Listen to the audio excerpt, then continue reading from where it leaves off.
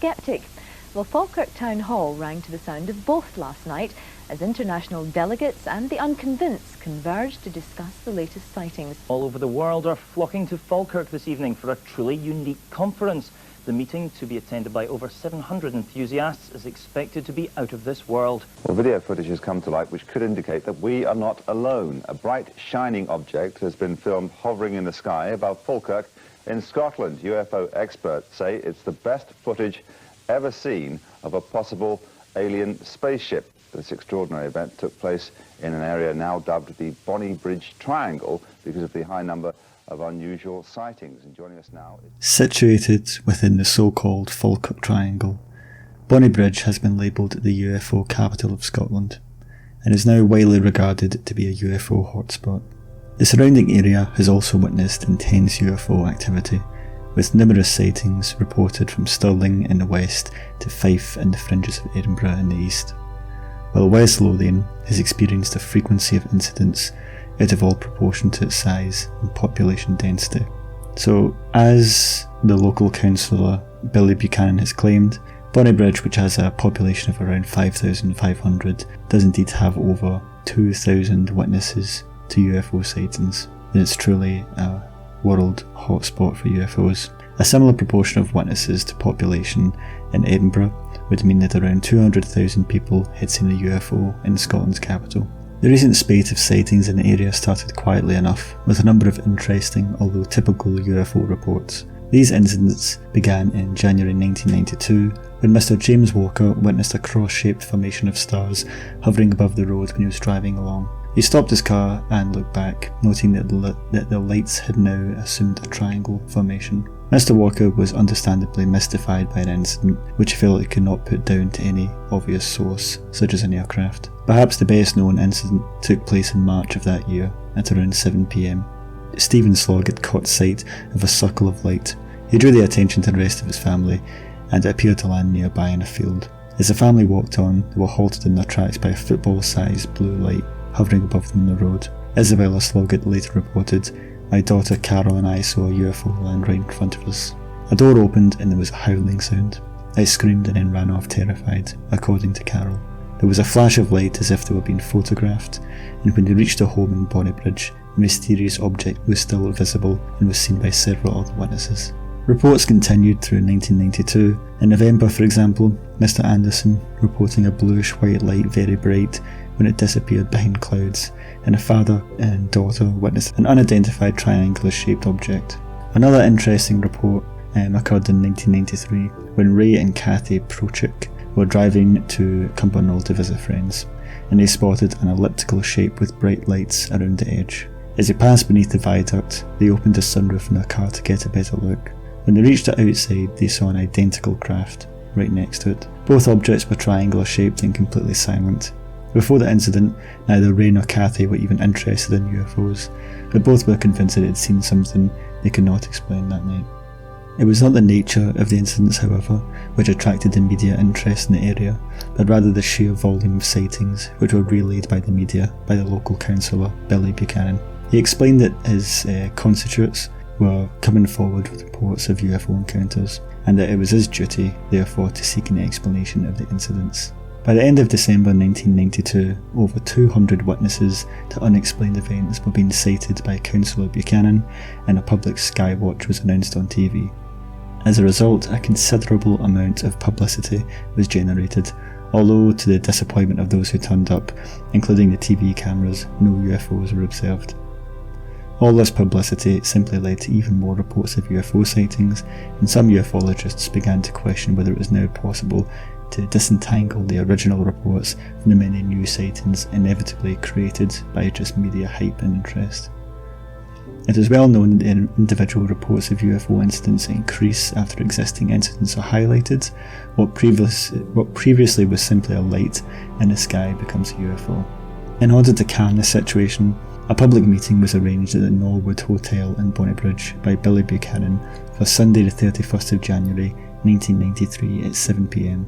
The Sunday Post newspaper reported that a town plagued by UFOs is called in the experts as concern grows amongst residents. Councillor Buchanan was amongst those claiming to have seen a UFO and added, have had around 400 calls in the past few months. The article revealed that some of the town's residents were hypnotised in a bid to find any subconscious memories of being taken aboard an alien spacecraft. When the event was about to take place, the hypnotist did not turn up, although the audience of almost 300 people did, to hear Malcolm Robinson lecture on worldwide UFO incidents, including alleged abduction cases. At this point, the Scottish Earth Mysteries Research in a radio broadcast urged caution over the Bonnybridge sightings until a proper investigation had been carried out and the number and nature of the sightings could be accurately assessed. As events moved rapidly along, however, it was clear that media interest was not going to subside. The arrival of a Japanese film crew provided the opportunity for some interesting speculation on the Bonnybridge sightings. In the Stirling Observer, Malcolm Robinson was quoted as being convinced that Bonnybridge is one of the world's few windows to another dimension. Councillor Buchanan had more than UFOs on his mind, the suggestion being that it had been his intention from the start to generate a favourable publicity stunt for Bonnybridge. But, as Councillor Buchanan was reported to have said, why shouldn't Bonnybridge benefit? We have a superb setting here, and the central region is a friendly and inviting place. So the article concluded with the revelation that Councillor Buchanan has a special surprise in store for the Japanese group. This turned out to be a massive cake shaped like a flying saucer. The Japanese were very impressed by this display of Bonnybridge hospitality. However, attempts to secure financial backing for a giant glass mushroom-shaped visitor centre didn't go down well. Intended as a UFO tourist attraction, it failed to get off the ground, according to the Daily Record. Meanwhile, as Bonnybridge was staking its claim to be a world UFO hotspot, the same description was also being applied to Edinburgh, a mere 20 miles to the east. The question was being asked, were the UFOs seen in Bonnybridge identical to the ones appearing over the Lothians? Disappointingly, as Scottish ufologists argued about the nature of the Bonnybridge sightings, the opportunity for a comparison, piecing together the Central Belt UFO jigsaw, was overlooked.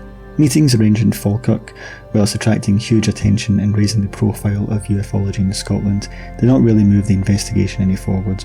And by encouraging people to consider every odd light in the sky a UFO, this muddied the water rather than clearing them. So some aspects of the Bonnybridge experience degenerated into farce, and as writer Edward Talisman noted in Phenomenal News, describing the controversy over supposed alien craft Zalus. So while all of this was going on, genuine odd incidents were taking place in the area. In October 1994, 3 cleaners, while on their way to work in the Union Chemical Factory in Carronshire, saw 5 UFOs.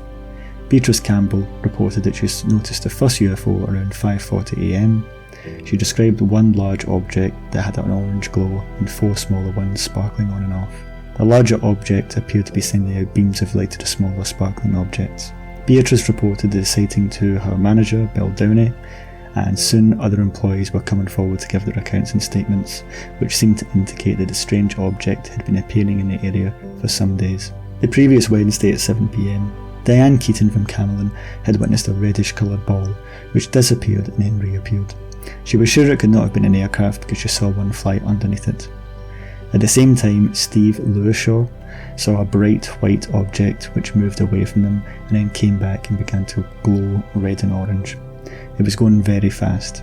We saw a passenger plane with its landing lights on underneath it, and the object was very much faster than the plane.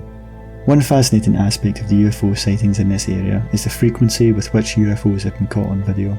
According to the Falkirk Herald, one was even captured on police video cameras, which filmed an object reported by Catherine Penham of Halglen, near Falkirk. Her husband Scott Penham first spotted the UFO around 10 p.m, and according to Catherine, it was a really bright light which was down quite low. At first I thought it was a star, but then it was 10 times bigger than a star, and it was really close to the house. There is no way it could have been a helicopter or a plane because of the length of the time it hovered in the air.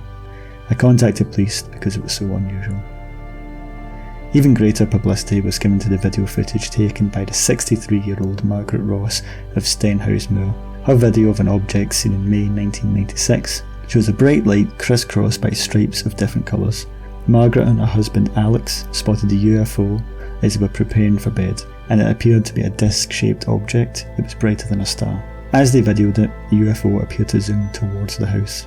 There is certainly no doubting the unsettling nature of the couple's experience, although some UFO investigators believe that the camera may have unintentionally doctored the image of a natural object.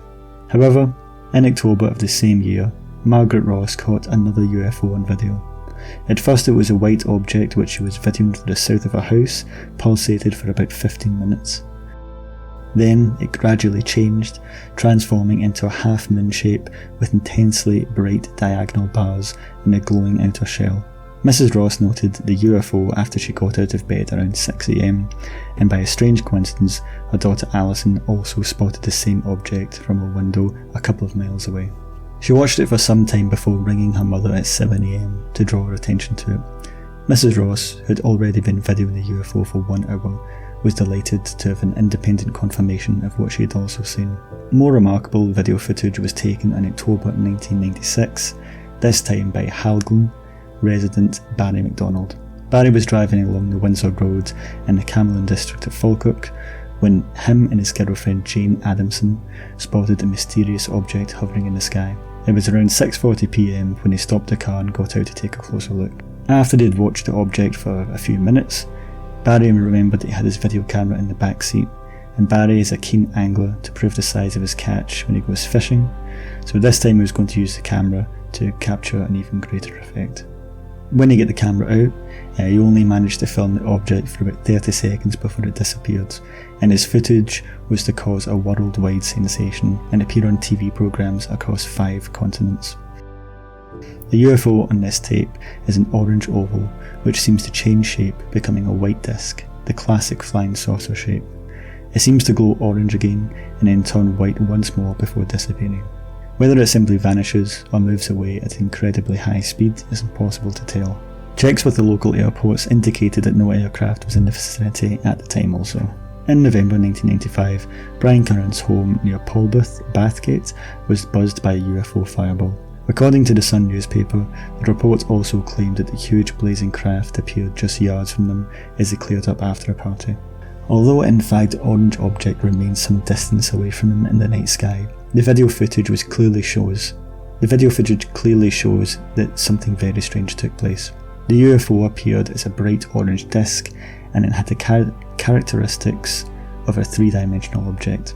Its surface was ruffled. One commentator describes it like a baby's rusk. The most intriguing aspects of the mysterious object were the 2 semicircle gaps, one at the bottom and one on the second lower right, and the second on the lower right, which in the early frames look like monstrous bites out of a round cheese. It's if the mechanism is in operation, maybe with 2 smooth coated sections that move out of the main body to fill empty spaces, and as Brian and his wife Shirley continued watching, the object then disappeared, then reappeared again, then shot off at an amazing rate and vanished. Air traffic control at Edinburgh Airport reported that there had been no unusual sightings that night.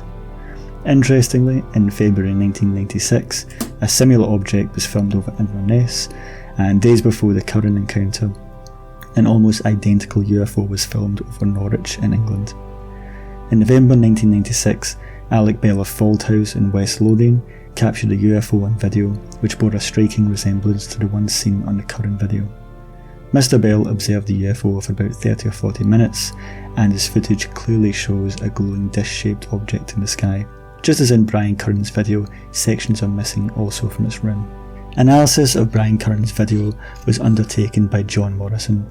After an extensive examination, confirmed that an unidentified object had definitely been filmed, although he was of the opinion that it was in fact an arrow-shaped rather than oval. What it actually was, however, remains unexplained.